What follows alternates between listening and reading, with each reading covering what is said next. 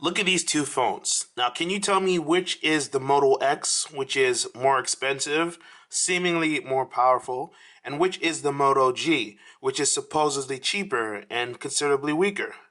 Well, you really can't at first glance. When you look down, you'll see that the Moto X is the one on the left. And the Moto G is not as weaker as you would expect it to be. In terms of design and shape, it's pretty much identical. And in a lot of ways, it's reminiscent of what you see on the Moto X as well. I'm Andrew with mobileburn.com comparing the Moto X from the look of the Moto G, which might surprise some people because this is supposed to be the low-cost, cheap phone, but in reality, you're getting a lot for that $179. So we're going to take a look at that now.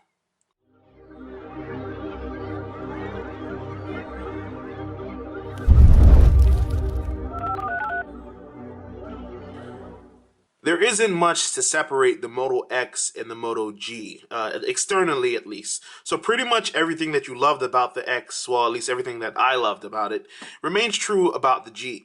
In terms of the design, the way it shapes and contours to your hand and cups perfectly, it curves really well. I really like that, and they kept that consistent, and they were wise to do so. But the Moto G actually feels a little bit thicker just by a very small amount of millimeters. But it's the same design principle. You have power button on the right, volume on the right as well below that. At the top, you have your headphone jack. At the bottom, you have a charging jack. But there are a couple of differences because, like I said, this is a $179 phone, so you will notice there are some compromises. One of them is going to be the speaker. You see how the speaker is on the right-hand side of the X? It's on the left on the G, and it's not as loud, it's not as clear, but it's still a decent volume and decent sound, not the best out there. When you flip it over, you also notice that I have a little indicator light on the left-hand side, which is the G. With the Moto X, you have active display. Sadly, that's not included in the G. So with the active display, I could flip the screen over. Well, let me do that one more time.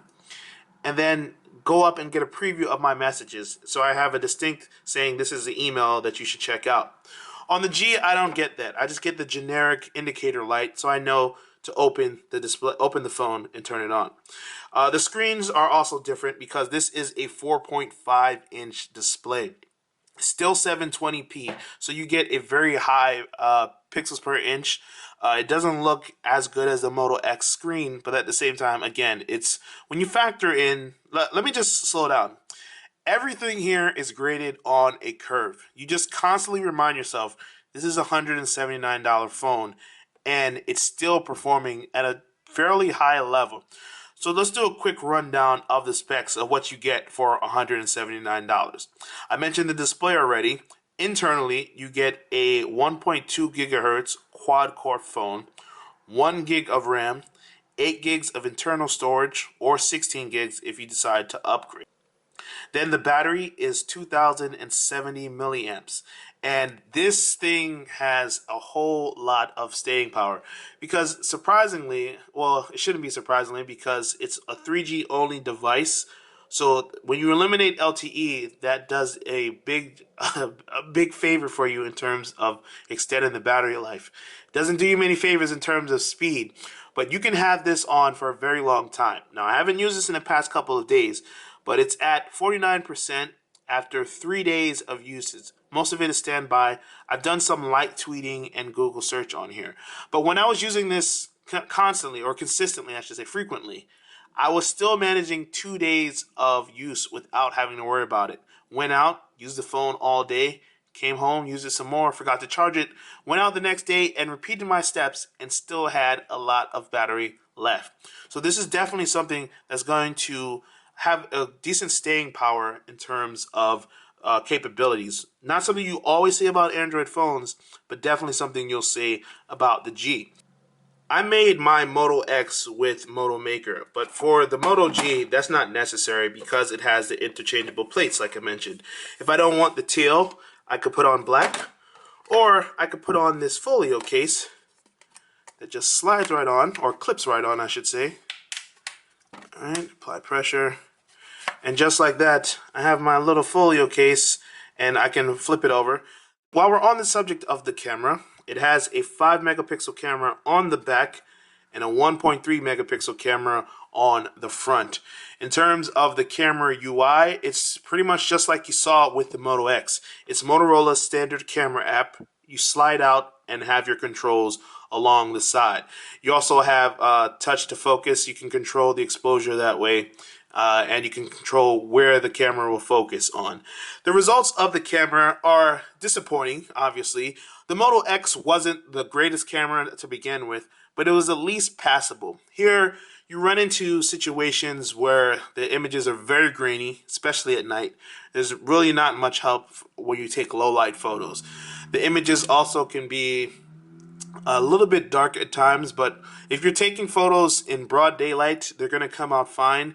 Most of the time, your images are going to be a little bit lackluster. So if you're someone who takes a lot of photos, you're going to definitely notice that this is one of the areas where they really cut corners to get that $179 price tag.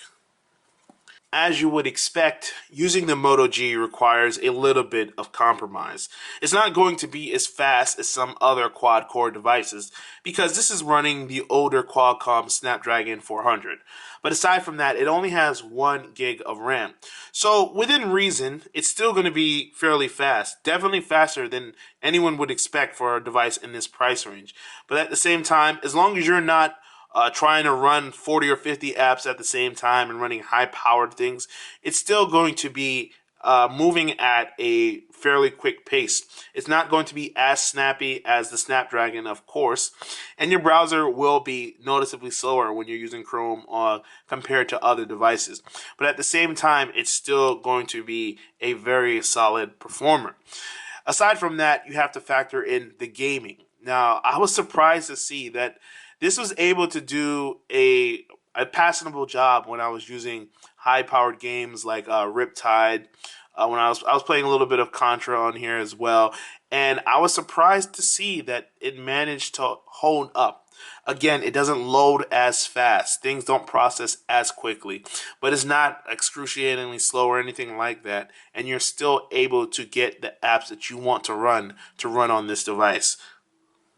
When you do side-by-side comparisons in terms of loading specific apps, obviously you're going to notice that the Moto G wasn't that much further behind the Moto X. Actually, in some ways, it might feel a little bit faster. The scrolling is comparable between the two devices, so it's not a total loss.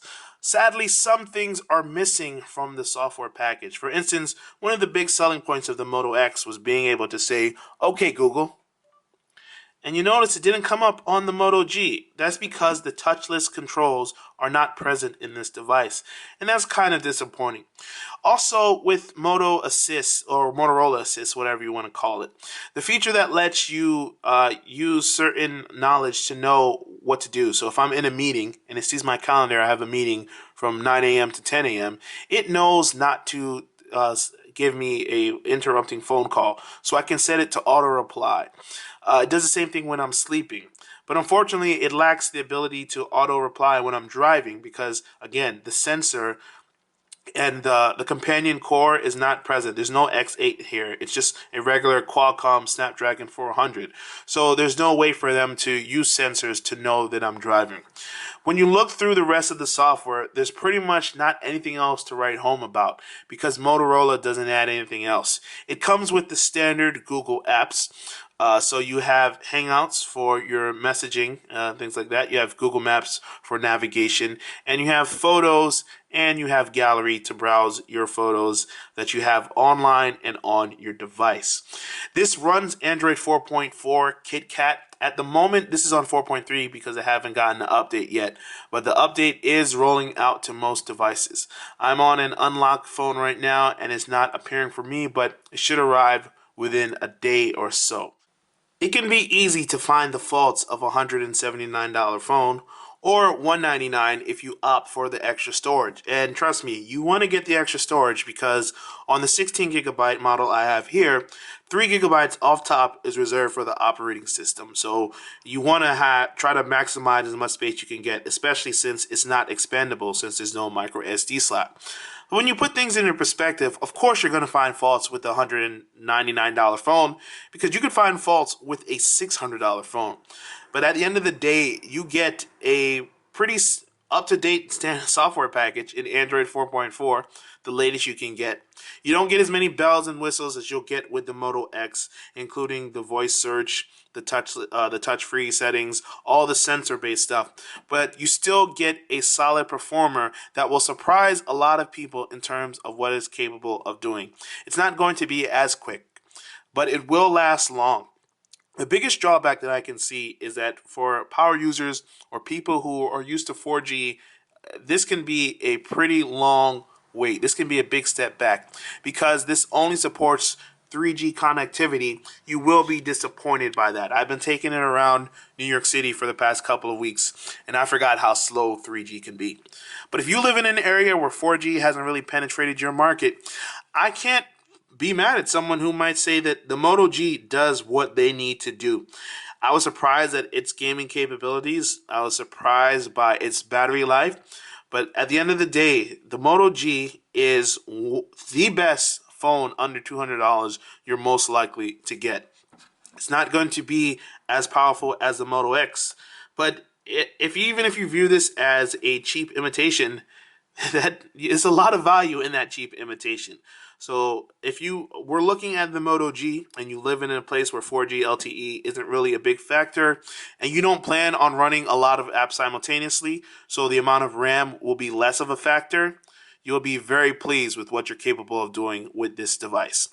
I'm Andrew from mobileburn.com, taking a look at the Moto G. Thanks for watching. Hope you enjoyed this video, and if so, feel free to click like and subscribe. Until next time, thanks for watching.